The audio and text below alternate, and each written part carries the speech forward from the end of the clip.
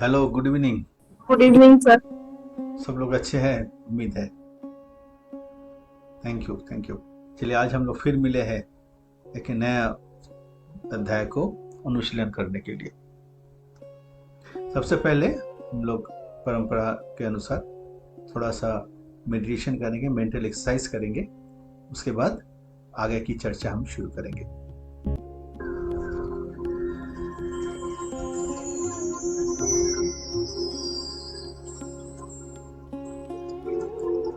Late us sit straight.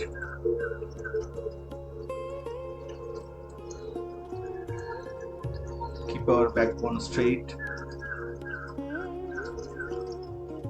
Try to focus in between our eyebrows. दोनों आंखों के बीच धीरे से फोकस करेंगे। आंख को धीरे धीरे बंद कर देंगे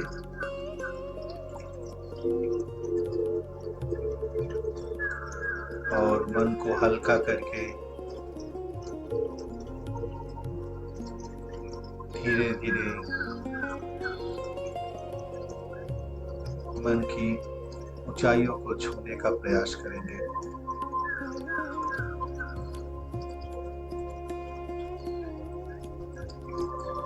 As if I am floating। शरीर को हल्का महसूस कर सकते हैं।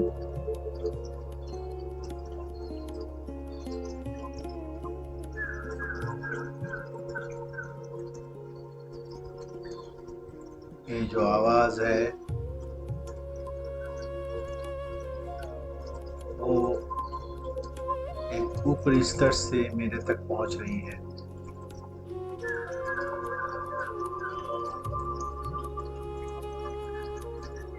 इमेजिन कीजिए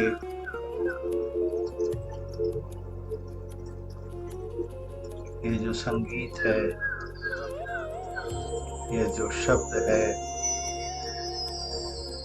ये जो जीवन का राग है, स्पंदन है, ये मेरे मस्तिष्क के दाहिने तरफ ऊपर की ओर से नीचे आ रही है, हम तक पहुंच रही है। मस्तिष्क के दाहिनी तरफ से मेरे अंदर प्रवेश कर रही है। It's coming from the right angle of my head, of my brain. It's coming down from up to down within myself.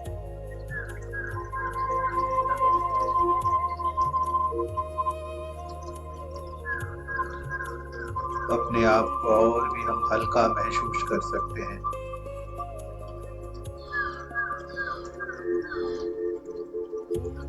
ऐसा महसूस कर सकते हैं कि हम आनंद मेरे अंदर है, मेरे मन पवित्र है। मैं उस शक्ति से ही हमारी उत्पत्ति हुई है। मैं परम पिता का संतान हूँ। मैं वही शक्ति के स्वरूप हूँ। मेरे अंदर आप जागृत हो।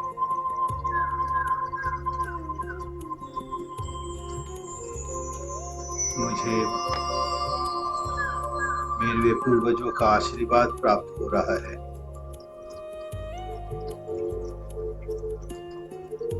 मैं उन दिव्य पुरुषों का आशीर्वाद प्राप्त कर रहा हूँ।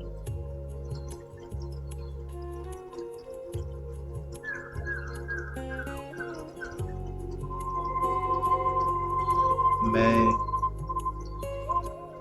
उनके आशीर्वाद से उन शक्ति को प्राप्त कर रहा हूँ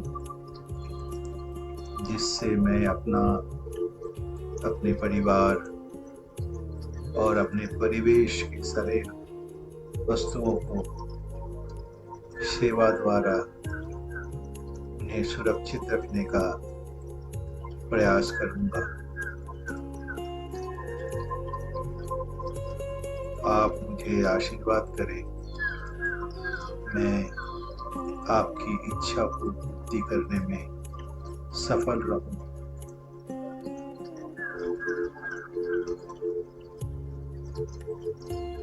अब धीरे धीरे मैं अपनी स्थान पे वापस लौट रहा हूँ, अपने पूर्व पिताओं का आशीर्वाद के साथ, अपने परम ज्ञानी पुरुषों के साथ से का आशीर्वाद लेके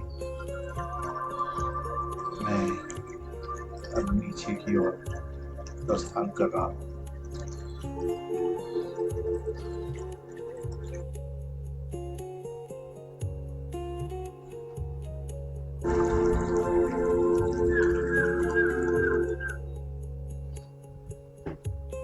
नमस्कार।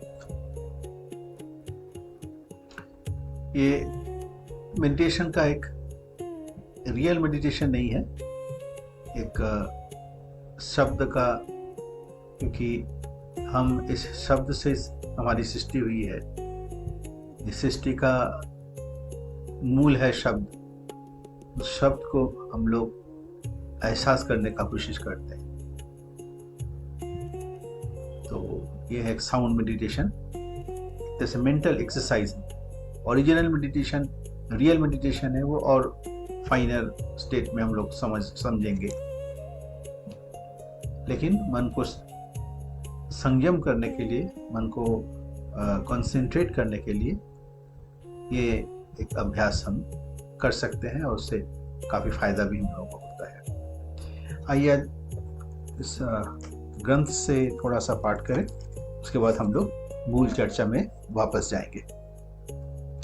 सत्यानुसरण, आप जानते हैं कि छोटी सी जो ग्रंथ है वो श्री श्री ठाकुर अनुकूल चंद्र जी के द्वारा अपने 22 वर्ष की उम्र में लिखी गई थी। वो अपने एक शिष्य जब उनसे जुदा हो रहे थे, बाहर जा रहे थे अपने कर्म क्षेत्र में, तो उन्होंने एक अनुरोध किया था कि वो कुछ निर्देश दे दे। तो एक रात में उन्होंने अपने शिष्य के लिए ये सारे चीज़ लिखे थे उनके डायरी में, जिसे बाद में ज्ञानी लोग इसको अनुशीलन करके कहा कि ये तो आप, इसमें जो लिखी गई है वो सारे धर्म ग्रंथों का सार है। तो ये सत्यानुसरण से मैं थोड़ी सी पाठ कर रहा हूँ। संकोची है दुख, संकोची दुख है और प्रसारणी है सुख। जिससे हृदय में दुर्बलता आती है, भय आता है, उसमें ही आनंद की कमी है, और वही है दुख। चाह की अप्राप्ति ही है दुख। कुछ भी न चाहो, सभी अवस्थाओं में राजी रहो, दुख तुम्हारा क्या करेगा। दुख किसी का प्रकृतिगत नहीं, इच्छा करने से ही उसे भगा दिया जा सकता है। परमपिता से प्रार्थना करो, तुम्हारी इच्छा ही है मंगल। मैं नहीं जानता कैसे मेरा मंगल होगा, मेरी भीतर तुम्हारी इच्छा ही पूर्ण हो, और इसके लिए तुम राजी रहो, आनंद में रहोगे, दुख तुम्हें स्पर्श न करेगा। किसी के दुख का कारण न बनो, कोई तुम्हारा दुख का कारण न बनेगा। दुख भी एक प्रकार का भाव है, सुख भी एक प्रकार का भाव है। अभाव का या चाह का भाव ही है दुख। तुम दुनिया के लिए 1000 करके भी दुख को दूर नहीं कर सकते, जब तक कि तुम हृदय से उस अभाव के भाव को निकाल ना देते हो, और धर्म ही उसे कर सकता है। ये जो एक पैसेज है, इसको संक्षेप में थोड़ा सा चर्चा कर लेते हैं हम आगे की कड़ी में जाने के पहले। संकोची दुख है और प्रसारण ही है सुख। संकोच मीन्स एक्सपेंशन की कमी, वृद्धि की कमी। मेरा परिवेश, इसके साथ जो मेरा आत्मीयता का संबंध है, ये संयोग जब छूट जाता है, मैं अपने छोटी छोटी इच्छाओं में सिमट के रह जाता हूँ। इच्छा को मैं दूसरे की इच्छा के साथ जोड़ नहीं पाता, होता है संकोच, और यही है दुख का कारण। और इस अपनी सीमित अवस्था को दूसरे के साथ हम जैसे जैसे जोड़ लेते हैं तो मेरी वृद्धि होती है, मेरा एक्सपेंशन होता है, तो वो एक सुख का कारण बनता है। जैसे आप कुछ खाने के लिए लाते हैं, अच्छी चीज खाने के लिए घर में लाते हैं, वो जब दूसरों के बीच बांट के, अपने प्रियजनों के बीच बांट के जब वो खाते हैं तो उसका एक आनंद अलग होता है। आप केवल अकेले उस चीज को उपभोग करते हैं तो वो आनंद नहीं मिलता है जितना कि सबको दे के उपभोग करने में, अपने बच्चों को देके, अपनी पत्नी को देके, अपने माता पिता को देके, गुरुजनों को देके, प्रियजनों को देके, उनकी खुशी देख के ही आपकी खुशी होती है। ये एक्सपेंशन, ये है विस्तार, प्रसारण। और संकोच केवल अपने दूसरे को वंचित करके मैं अपने जब खाता हूँ उसमें एक आनंद है, लेकिन बहुत छोटा सा आनंद है। ये इसी को कहा जाता है संकोच, सिकुड़ जाना। और ये इससे क्या होता है, हृदय में दुर्बलता आती है, भय आता है, आनंद की कमी होती है, और यही है दुख का कारण। चाह की अप्राप्ति ही है दुख। कुछ भी ना चाहो, सभी अवस्थाओं में राजी रहो, दुख तुम्हारा क्या करेगा। हम जब किसी की प्राप्ति की इच्छा करते हैं और वो मुझे मिलता नहीं है, तभी दुख का कारण बनता है। तो कुछ भी ना चाहो मीन्स जिसे जो चाह हमें संकुचित करता है, वैसा चाह अपने मन में मत रखो। इतना ही चाह रखो जिससे मेरी मन विस्तार लाभ करती है, विस्तार प्राप्त होती है। वो चाह जिससे मेरा प्रसारण होता है। तो वैसा चाह को रखने में कोई असुविधा नहीं है, लेकिन जो चाह मुझे संकुचित करता है वही दुख का कारण है। और इस तरह का चाह हम जितना कम रखें उतना ही अच्छा है। दुख हमारा नहीं, हमें स्पर्श नहीं कर पाएगा।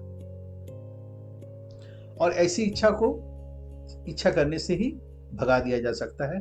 ऐसे इच्छाओं को अंदर में हम ना पालने की अगर चेष्टा करें तो आसानी से ये सफलता प्राप्ति होती है। तो वैसा चाह जो मेरी प्रसारण ले आती है, वो क्या है, इसमें कहा गया है, परम पिता से प्रार्थना करो तुम्हारी इच्छा ही मंगल हो। मैं नहीं जानता कैसे मेरा मंगल हो, मेरे भीतर तुम्हारी इच्छा ही पूर्ण हो। एक संतान अगर वो नहीं जानता किसमें उसकी भला है, किसमें अमंगल है, लेकिन अगर वो ये कहे कि माता मुझे आप आदेश करो, आप जो चाहोगे वही मैं नहीं जानता मुझे क्या मंगल है, जो आपकी इच्छा है वही मेरे अंदर में पूर्ण हो। यानी कि आपकी इच्छा को पूर्ण करना ही मेरा जीवन का उद्देश्य है। ऐसी भावना जो संतान रखता हो उसे कभी दुख न स्पर्श करता है, और उसकी वो आनंद और विस्तार हमेशा उसके जीवन में एक निश्चित तौर पर वो काम करता है, कारीगर होता है। उस तरह से एक छात्र जब अपने शिक्षक की इच्छाओं को पूर्ति करने के लिए अपने आप को शिक्षक से जोड़ देता है, उसकी वृद्धि, उसके ज्ञान की वृद्धि की कमी कभी नहीं होती है। दुख और सुख दोनों एक प्रकार का भाव है। तो चाह की अप्राप्ति ही है दुख।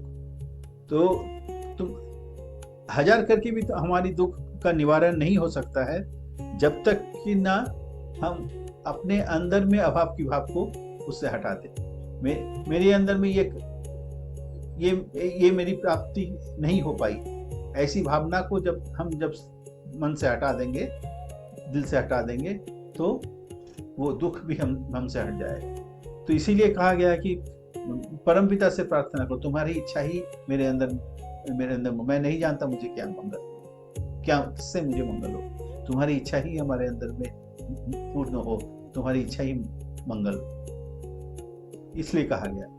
तो ग्रेटर कॉज के लिए हम जब समर्पित होते हैं, ग्रेटर कॉज के लिए हम जब काम करते हैं, एक बड़ा उद्देश्य के लिए हम जब काम करते हैं, जो बड़े व्यक्तित्व है उनके लिए हम जब काम करते हैं, जो पूर्ण व्यक्ति है उनके लिए जब काम करते हैं, तो मेरी विस्तार स्वयं अपने आप होने लगती है। तो उससे हम दुख को हम आसानी से फांकी देकर हम आनंद को प्राप्त कर सकते हैं। यही इसमें मोटे तौर पर कहा गया है। आइए आज के विषय को हम लोग आज शुरू करते हैं और चर्चा को हम लोग सामने लाते हैं। आज का चर्चा का विषय है आत्म साक्षात्कार, सेल्फ रियलाइजेशन। आत्म साक्षात्कार को हम लोग कहते हैं कि हु एम आई, मैं कौन हूं, अपने आप को जानना। उस पे हम लोग आज चर्चा करेंगे। तो हमारे जो शास्त्र में कई जगह कहा गया है, हम लोग ये बात को प्राय सुनते ही हैं कि अहम ब्रह्मास्मि, मैं ही ब्रह्म हूँ, तत्त्वमसि, तुम ही मैं हूँ। इस तरह की बातें हम लोग सुनते हैं, थोड़ी बहुत इसका अर्थ भी समझते हैं, और कहीं कहीं लगता है कि आखिर ये कहना क्या चाह रहे हैं, इसका अर्थ क्या है। पश्चिम के देशों में इसमें हम लोग आएंगे। ऑक्सफोर्ड यूनिवर्सिटी प्रेस ने एक रिसर्च करके जितने बड़े बड़े जो दार्शनिक हैं, वर्तमान आधुनिक दार्शनिक हैं, उनके साथ उन्होंने बैठकर एक रिसर्च के तौर पर एक कंक्लूजन में वो आए, और उन्होंने कहा कि ये 5 बिंदु है जिसका जवाब मुझे सही तरीके से मिला नहीं है। 5 विषय है, 5 प्रश्न है जिन प्रश्नों का जवाब हमें मिला नहीं। वो 5 प्रश्न क्या है? चेतना क्या है, नंबर 1, इसका सही जवाब उनको मिला नहीं है।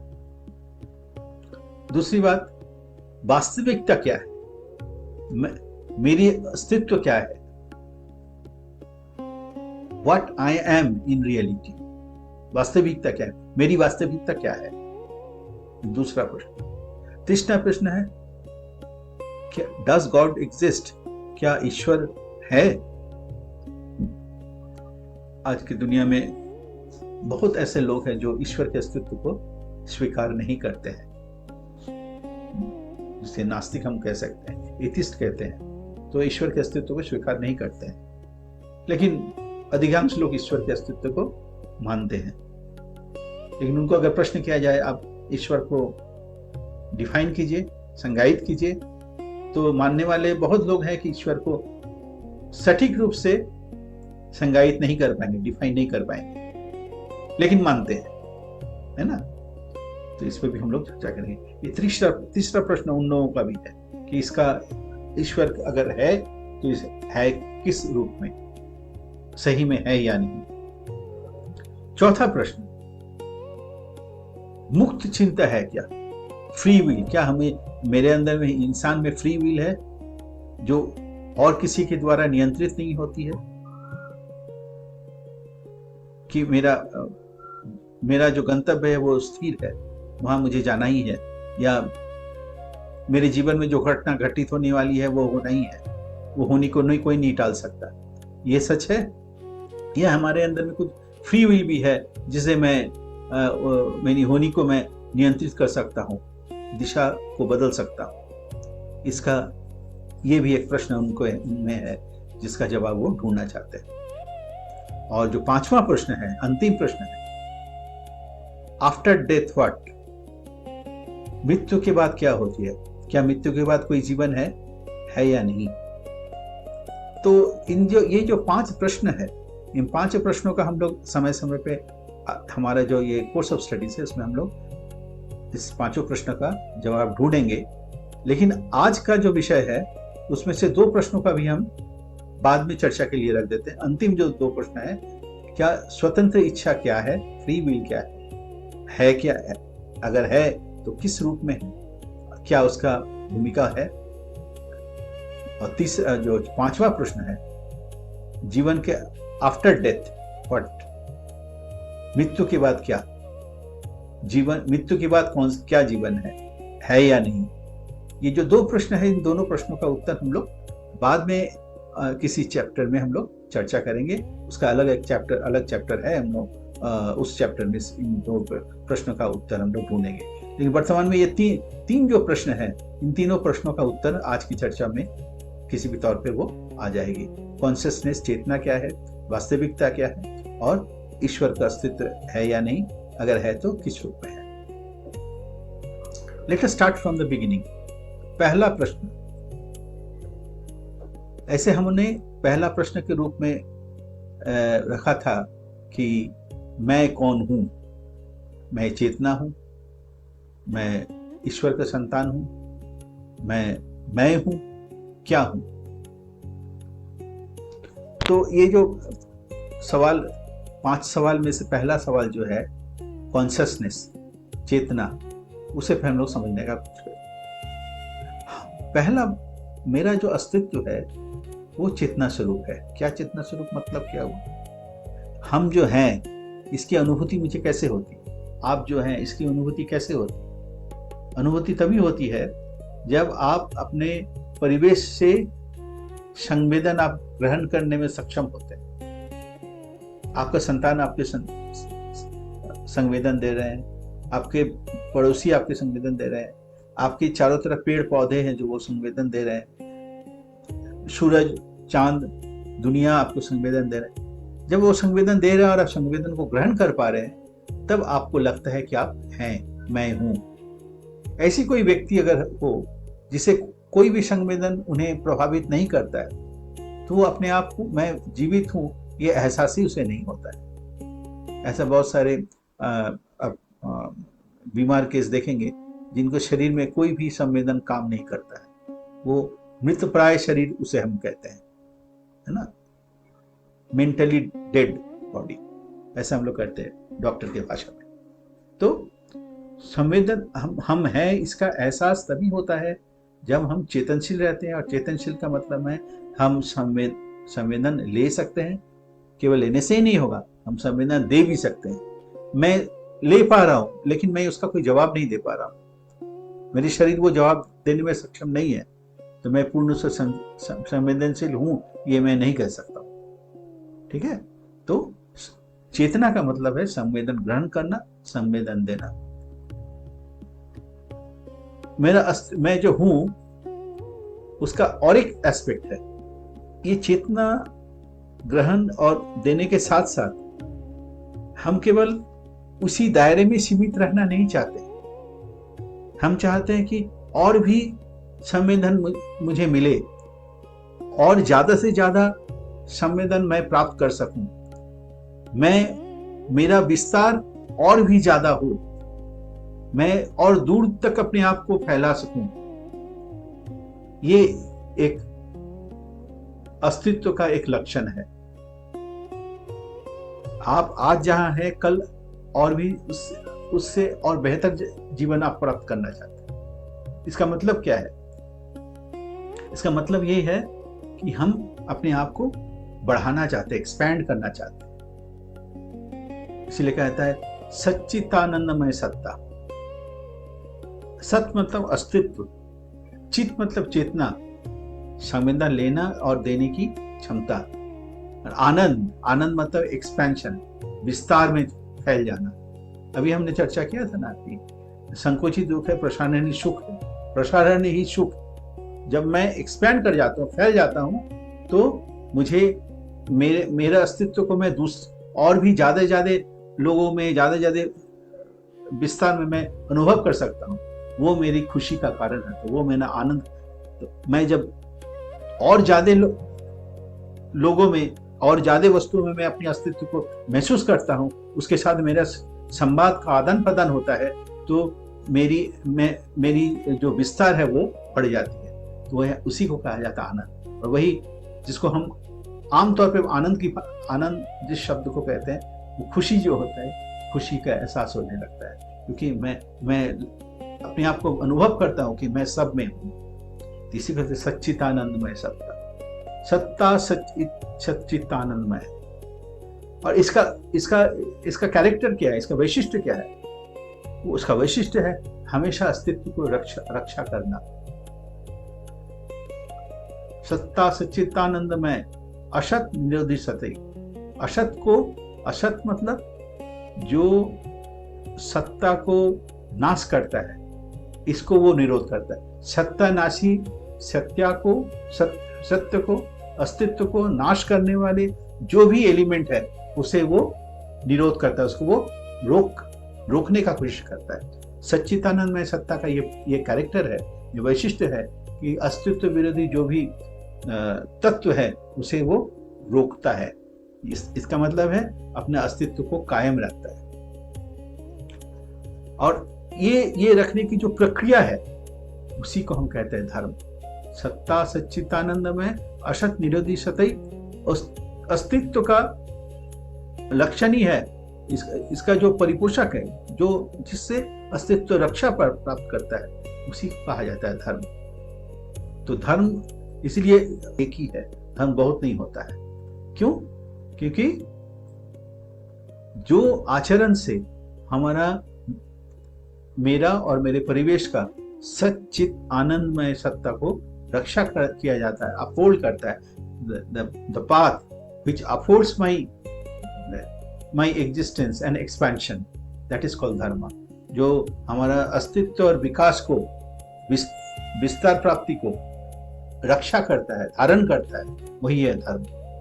तो इसलिए हिंदू धर्म, मुसलमान धर्म, ये सब धर्म, ये मत है, ये विचार है, लेकिन धर्म होता है एक। इसलिए धर्म हमेशा एक ही है, धर्म अनेक नहीं होता है। तो इस धर्म का कैसे हम पालन करेंगे? धर्म मुझे दिखेगा कहाँ पे? धर्म मूर्त होता है आदर्श में, यानी एक जीवंत व्यक्तित्व में धर्म हो। जो आचरण का मतलब क्या है? किसी व्यवहारिकता किसमें दिखती है? किसी व्यक्तित्व में दिखती है, जिसका व्यक्तित्व का व्यवहार एक पूर्णता प्राप्त किया है, जिसको हम लोग कहते हैं प्रेरित पुरुष, द मैसेंजर ऑफ गॉड। अस्तित्व के जो भी वैशिष्ट है, जो गॉड का जो कैरेक्टर क्या है, हम लोग कहा जाता है कि जिसका ऐश्वर्य, वीर्य, यश, श्री, ज्ञान और वैराग्य, ये जो 6 कैरेक्टर है जिन व्यक्तित्व में दिखता है, उसी को कहा जाता है गॉड, उसी को कहा जाता है ईश्वर। ऐश्वर्य मतलब गुण से वो परिपूर्ण रहता है, वीर्य शक्ति का प्रतीक, प्राण शक्ति का प्रतीक, यश यानी सबके अंदर में विस्तार हो जाना, फैल जाना, यशस्वी हो, मतलब तुम बड़े हो जाओ, फैल जाओ, तो वही यश मतलब फैल जाना, सबके बीच में अपने आप को फील करने की जो वैशिष्ट है। श्री सेवा की भावना है। ज्ञान जिनको सब चीज की जानकारी है, सारे सत्य का जानकारी है। और वैराग्य, सब कुछ होते हुए भी अपने आप को कुछ भी ना समझना, मतलब अहंकारी नहीं होना। इतने गुण रहने के बाद भी अपने आप को परमपिता का संतान के रूप में ही मानना, जो है वो उनका ही दिया हुआ है, मैं कुछ भी नहीं। ये अंदर से जो फील करते हैं कि व्यवहार में ये सारी गुण है। ऐश्वर्य, वीर्य, यश, श्री, ज्ञान, वैराग्य, ये जो 6 गुण हैं जिस व्यक्तित्व में, उसी को कहा जाता है आचार्य, उसी को कहा जाता है प्रेरित पुरुष, उसी को कहा जाता है आदर्श, जिसमें वो धर्म जो है मूर्त होता है। और उस आदर्श से जब हम युक्त होते हैं, उस आदर्श से जब अटैच होते हैं, उस आदर्श जब हमारे जीवन में आता है, तभी उनके प्रति हमारे जो अनुराग सृष्टि होती है, तभी क्या होता है, हमारे जो वृत्तियां हैं जो है वो नियंत्रित होती है। वृत्तियां नियंत्रित होने का मतलब क्या है? जो पैशंस, हम जो काम करते हैं, हम जो व्यवहार करते हैं, हम जो सोचते हैं, हम जो बात करते हैं, वो काम, क्रोध, मद, मोह, लोभ, मात्सर्य, ये 6 रीतियों द्वारा नियंत्रित होते हैं। कुछ भी आप काम करते हो, कुछ भी सोचते हो, बुरा भला जो भी हो, वो ये 6 रीतियों को द्वारा नियंत्रित होती है। उसमें 2 बात है। जब हम रिपुओं के द्वारा हम परिचालित जब होते हैं, तब रिपु अपने अनुसार मुझे काम करवाता है, यानी मैं रिपु का दास बन जाता हूं।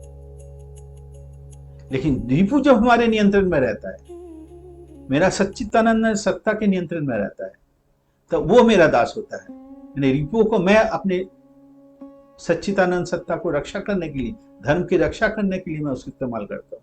धर्म की रक्षा करने के लिए मतलब मेरा अस्तित्व विधि को पालन करने के लिए मैं उसे इस्तेमाल करता हूँ। तो जैसे क्रोध हो गया, तो सुरक्षा के लिए, अपने सुरक्षा के, परिवार की सुरक्षा के लिए, समाज देश की सुरक्षा के लिए क्रोध करना जरूरी है। जो दुश्मन है, जो हमारे अस्तित्व को हानि पहुंचाने का कोशिश कर रहा है, उसे रोकना, उसके लिए उस समय आपको क्रोध करना होगा। लेकिन वो क्रोध अगर नियंत्रित होगा तो तब आप कर पाएंगे। क्रोध अगर अनियंत्रित है, हो सकता है गुस्से में आप अपने संतान को ऊपर ऐसा आघात कर दे कि उससे उसका भयंकर कोई हानि हो जाए। जैसे बहुत सी घटनाएं होती है, गुस्से में अपनी पत्नी को इस तरह से उन्होंने वार कर दिया कि उसको हॉस्पिटल जाना पड़ा, केस हो गया, जान भी चली जाती है। बहुत सी ऐसी घटनाएं घटती है। तो क्रोध उनके वश में नहीं है, प्रवृत्ति उसके नियंत्रण में नहीं है।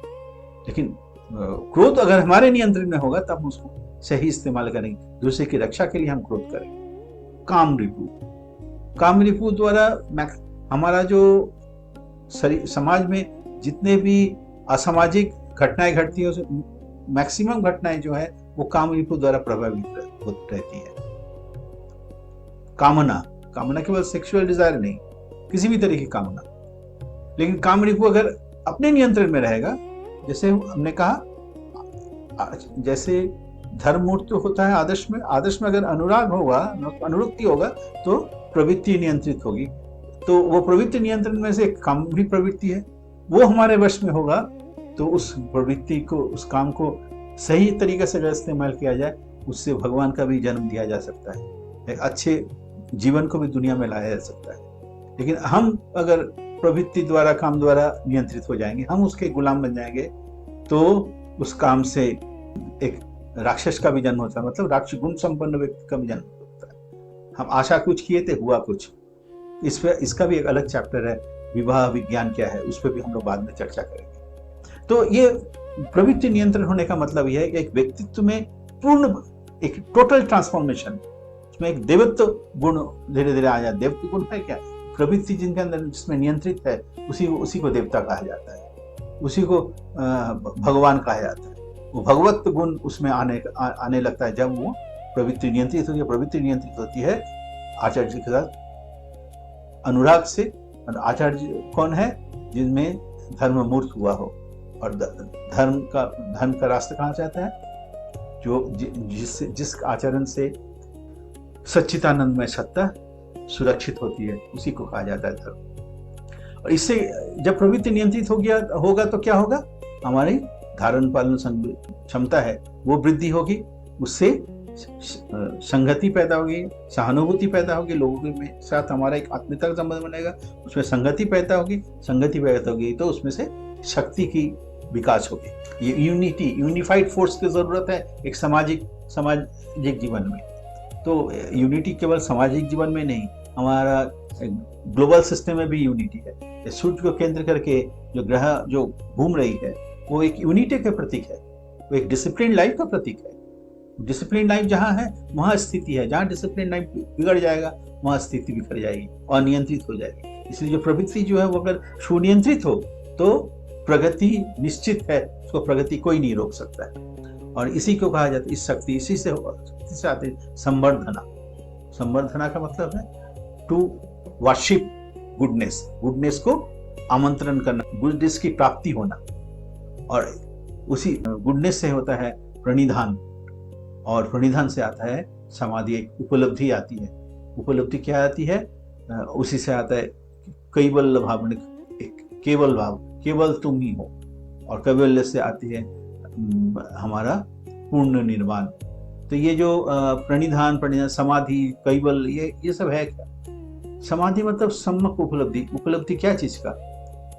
हम क्या क्या चीज लेके मैं हूँ, जिसके जो हमारे अस्तित्व के लिए जिम्मेदार है, उन सारे विषयों को तरीके से समझना, मेरे साथ उसका क्या संबंध है, इस विषय को समझना, ये ज्ञान की प्राप्ति होती है। समाधि इसी, और ऐसा उपलब्धि जब होती है तब आदमी समाधि मतलब दुनिया से संपूर्ण अलग थलग पड़ जाना, ऐसा नहीं। पूर्ण उपलब्धि जब आ जाती है, उनके अनुभूति में सारा ज्ञान आ जाता है कि मैं सबको लेके किस तरह से अपने अवस्थान में हूँ। ये भावना जब से वो ग्रसित हो जाती है, तो भावना जब उनमें फोकस्ड हो जाता है, तब वो एक समाधिस्थ अवस्था में चला जाता है। जैसे आप कोई स्टूडेंट और बहुत कॉन्सेंट्रिक मन से मैथमेटिक्स कर रहा है, उसकी माँ उसके बुला रही है, लेकिन वो सुन नहीं पा रहा है। ऐसा सुन नहीं पा रहा मतलब ऐसा नहीं कि उनका कर्ण यंत्र जो है वो खराब हो गया, ऐसा नहीं है। वो इतना ज्यादा इनग्रॉस्ड हो गया, इतना अपने उस काम से इतना समाधिष्ट हो गया है, उसके अंदर में इतना हद तक वो प्रवेश कर गया है, temporarily he is aloof from the other signals. उस विषय को जाके इतना अंदर तक वो चला गया है, थोड़ी देर के लिए वो दूसरे परिवेश के दूसरे जो संवेदन है उससे वो कट जाता है। इसे को कहा जाए समाधि, सम्यक उपलब्धि। एक संगीतकार अपने संगीत को साधना करते करते करते उसके अंदर उसके लय के इतने अंदर तक वो चला जाता है, उस लय के साथ अपने आप का एक आत्मीयता का संबंध बन जाता है। तब वो लगता है कि केवल वो और मैं ही हूं और कुछ नहीं है दुनिया में। तो ये अस्तित्व उपलब्धि जो सृष्टि के साथ अपने आप को जो संबंध है उसको पूर्ण से जो अनुभव करता है, लगता है सृष्टि और मैं ही हूं, इसी को कहा जाता है ईश्वर उपलब्धि। इसी को कहा जाता है ईश्वर प्राप्ति। इसी को कहा जाता है ब्रह्म बोध। अहम ब्रह्मास्मि, जो शुरू में हमने कहा कि अहम ब्रह्मास्मि, तभी वो कह सकता है अहम ब्रह्मास्मि, मैं ही वही हूं, तत्त्वमसि, तुम ही मैं हूं। तो ये तुम है कौन? ईश्वर है कौन? ये ईश्वर है कहां पे? जो तीसरा सवाल था, डज गॉड एग्जिस्ट, क्या ईश्वर है? ये ईश्वर है कहां? ईश्वर है in the form of existential arch, अस्तित्व रक्षणी आवेग, सच्चिदानंदमय सत्ता के रूप में है। वो मैं महसूस कर, मेरे अंदर मैं रहना चाहता हूँ, मेरे अंदर में चेतना है और मैं आनंदमय हूँ, मतलब मैं एक्सपेंड करना चाहता हूँ। अगर ये मेरे में अंदर है तो बस दुनिया के सारे वस्तु में है। क्यों? मैं जो जिस वस्तु से बना हूँ, दुनिया की सारी चीज उसी वस्तु से ही बना है, उस मूल वस्तु से ही बना है। वो विज्ञान की भाषा में बोलिए या दर्शन की भाषा में बोलिए, सारे वस्तुओं का मूलभूत जो एलिमेंट है वो एक ही है। तो मेरे अंदर में अगर सच्चिदानंदमय सत्ता है, मेरे अंदर में अगर चेतना है, तो पत्थर में भी चेतना होगी। और ये चेतना का मतलब क्या है? वो दूसरे से संवेदन ले सकता है, संवेदन देख सकता, संवाद का आदान प्रदान कर सकता है। एक 3-4 साल पहले इजराइल के साइंटिस्ट लोग ने प्रमाण किया है कि पेड़ भी अपने दुख सुख का संवाद एक दूसरे के बीच आदान प्रदान करता है। किससे अगर सुख की अनुभूति होती है वो करता है, दुख की अनुभूति वो भी करता है। उन्होंने एक्सपेरिमेंट करके दिखाया, अलग अलग साउंड वाइब्रेशन वो प्रोड्यूस करता है और एक दूसरे के साथ संवाद करता है, संवाद का आदान प्रदान करता है, संवेदन का आदान प्रदान करता है, संवाद विनिमय करता है वो। और भी एक प्रमाण है कि हमारी सृष्टि कब हुई है? लगभग 400 करोड़ वर्ष पहले जीवन की सृष्टि हुई थी। उसके पहले कथित रूप से जीवन नहीं था, लेकिन वो जीवन की सृष्टि होने के पहले क्या था?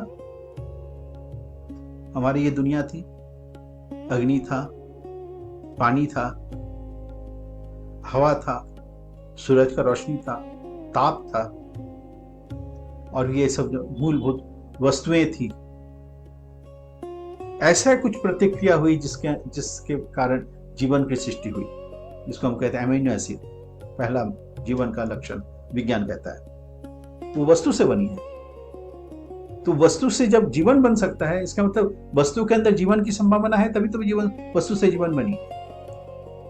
और जीवन का संज्ञा क्या है? जो संवेदन ले सकता है और दे सकता है। तो संवेदन देने से की क्षमता जिस वस्तु में, उसे जीवन कहते हैं। तो जीवन अगर वस्तु से बनी तो वस्तु में भी संवेदन देने लेने की क्षमता है। इसीलिए कहा जाता है हर एक वस्तु चेतनशील है, हर एक वस्तु में वृद्धि पाने की इच्छा है, एग्जिस्टेंशियल आर्ज है, अपना अस्तित्व को रक्षा करने और उसे विकसित करने की इच्छा हर एक वस्तु में है। इसलिए मेरे में भी है। और ये जो अस्तित्व रक्षा करना और उसे विकसित करने की इच्छा वही है ईश्वर। ईश्वर प्राप्ति का मतलब क्या है? सारी दुनिया में ये जो अस्तित्व रक्षण या आवेग जिसके अंदर जिस प्रकार है, उसे अपने अस्तित्व के साथ आइडेंटिफाई करना, इसी को कहता है आत्मा और परमात्मा का मिलन। हम जो अपने शरीर में हम निहित है वो हो गया आत्मा, मतलब ये जो फोर्स है जो इवॉल्व करते करते आगे बढ़ रहा है, चिर गतिमान है, धीरे धीरे होते होते होते होते एक से दूसरे, दूसरे से तीसरे होते हुए वो आगे चलमान है, गतिमान है। वो मेरे में जब है वो है आत्मा, और ये पूरा होल सिस्टम जब जिस उसमें जो गतिशीलता है वो हो गया परमात्मा। उसे जब हम अनुभव करते हैं तो आत्मा और परमात्मा का मिलन, उसी को कहता है आत्मा और परमात्मा का मिलन। तो ये जो है ये 3 स्तर में बटा हुआ है, हम लोग 3 स्तर में उसको बांटे हैं अपनी भाषा में, एक स्थूल, एक सूक्ष्म, एक कारण। हम जिस अवस्था में इसको स्थूल कारण कह रहे हैं। सूक्ष्म कारण क्या होगा? जब ये एनर्जेटिक फॉर्म में हमारे अंदर में जो शक्ति का जागरण हो रहा है, या एक मैटर को ही मान लीजिए, तो एक पत्थर का टुकड़ा है, वो स्थूल है। सूक्ष्म क्या हो गया? उसके और अंदर में चले जाएंगे, उसका जो energetic form, atomic structure matter का, उस पत्थर का जो एटॉमिक स्ट्रक्चर है वो हो गया सूक्ष्म। और कारण, उसकी उत्पत्ति कैसी हुई, वो पत्थर बना कैसे, कहां से पत्थर बन के आया? पहले तो पत्थर नहीं था, हो सकता है कुछ बालू का ढेर रहा हो, वो आपस में जो जुड़ के वो पत्थर बना। बालू आया कहां से? पृथ्वी की सृष्टि से आया। पृथ्वी की सृष्टि कहां से हुई? हमारे सूरज से हुई। सूरज की सृष्टि कहां से हुई? हमारे ये जो गैलेक्सी से हुई। गैलेक्सी की सृष्टि कैसे हुई? ऐसे करते करते आप जो सृष्टि के रूट में आप चले जाएंगे। तो ये जो रूट में जाने की जो प्रक्रिया है, ये शरीर यंत्र के द्वारा होती है। विशेष विधि के साथ जिन्होंने इस कारण को अनुभव किया है, वैसे व्यक्तित्व के साथ जुड़ के जब हम उस विधि अनुसार इसे हम उपासना करते हैं, साधना करते हैं, उस वाइब्रेशन को अपने शरीर में अप्लाई करते हैं, तब जाके हम सृष्टि के कारण के तक पहुंच सकते हैं। तो ये स्थूल शरीर में सूक्ष्म प्रक्रिया के द्वारा कारण तक हम पहुंच सकते हैं। इसी को कहा जाता है आध्यात्मिक साधना, और इससे ईश्वर प्राप्ति वो क्या है, वो लास्ट चैप्टर में हम लोग डिस्कस करेंगे, चैप्टर नंबर 12 में। ठीक है, ये पहला चैप्टर है जिसमें हम आज चर्चा करें। तो ये अनुभूति को हम कहते हैं आत्म साक्षात्कार। तो यही है जीवन का लक्ष्य, और इसीलिए हमारा जो ज्ञानी लोग हैं वो कहते हैं कि जीवन का लक्ष्य है ईश्वर प्राप्ति। जीवन का अंतिम लक्ष्य है ईश्वर प्राप्ति। ईश्वर प्राप्ति का मतलब हुआ है ये धारण पालन संरक्षित का जो मैकेनिज्म है, ये पूरा होल सिस्टम में जिसके वजह से हम है, उस कारण को जानना, उस विधि को जानना ईश्वर का। इसलिए और एक नाम है विधि। ईश्वर, हम लोग कहते हैं ना ईश्वर मंगल करते हैं, इसलिए हम लोग वास्तविकता में ईश्वर मंगल नहीं कर सकते, लेकिन वो मंगल तभी हो पाता है, ईश्वर चाहते हैं मंगल हो, इसलिए उन्होंने विधि दिया है, विधान दिया है, और विधान को समझने के लिए विधाता पुरुष को वो भेजते हैं। जैसे कृष्ण हुए, बुद्ध हुए, जीसस हुए, मोहम्मद हुए, चैतन्य हुए, रामकृष्ण हुए, ठाकुर अनुकूल चंद्र जी, ये लोग विधाता पुरुष। ईश्वर ने विधाता पुरुष को इंसान के रूप में इंसान के बीच में भेजते हैं, जाओ मेरे विधि को लोगों को बताओ। आज जो हम लोग ये जो कोर्स है क्वेस्ट ऑफ लाइफ, उस विधाता पुरुष द्वारा दिया गया विधान को आज के युग के मुताबिक हम इसको लाने का कोशिश किए, वो जीवन विज्ञान को हम लाने का कोशिश किए। इसलिए इसको ध्यानपूर्वक अब थोड़ा बहुत फॉलो करने का कोशिश करेंगे ना, तो उस द सीक्रेट ऑफ लाइफ को आप अच्छी तरह से समझ पाएंगे क्या विधान है। तथाकथित शास्त्र चर्चा भी नहीं है, तथाकथित विज्ञान भी नहीं है। ये विज्ञान भित्तिक शास्त्र का जो लाइफ, साइंस ऑफ लाइफ है, उसको हमने इस कोर्स के माध्यम से लाने का कोशिश किया है, इस क्लासेस के माध्यम से लाने का कोशिश। इसलिए आपके साथ और भी लोगों को जोड़ी, इसको जानकारी सबको हो। हम चाहते हैं कि हर एक भी व्यक्ति ये ना कह सके कि मुझे पता नहीं था। एनीवे, तो इस उद्देश्य को प्राप्ति के लिए हमने इस कोर्स को चालू किया है, और इसी में जीवन का जो लक्ष्य है वो है ईश्वर प्राप्ति। हम इसलिए कहते हैं, इसलिए आज जो बहुत लोग नास्तिक लोग हैं वो ईश्वर के अस्तित्व को भले ही वो ना मानते हो, लेकिन अगर ईश्वर उन्हें समझा बता दिया जाए, ईश्वर का मतलब है अस्तित्व का विधि, जो विधान को पालन करने से हमारा अस्तित्व सुरक्षित रहती है और हमारा अस्तित्व और भी विकसित होती है, वो पथ को पालन करना ही है ईश्वर के पथ को पालन करना, ईश्वर को मानना। इसे कौन नहीं मानेगा? दुनिया के हर एक व्यक्ति इस विधि को मानेगा। इसलिए हम कहते हैं कि नास्तिक व्यक्ति दुनिया में होता नहीं है। It is a false word. There is no existence of atheist.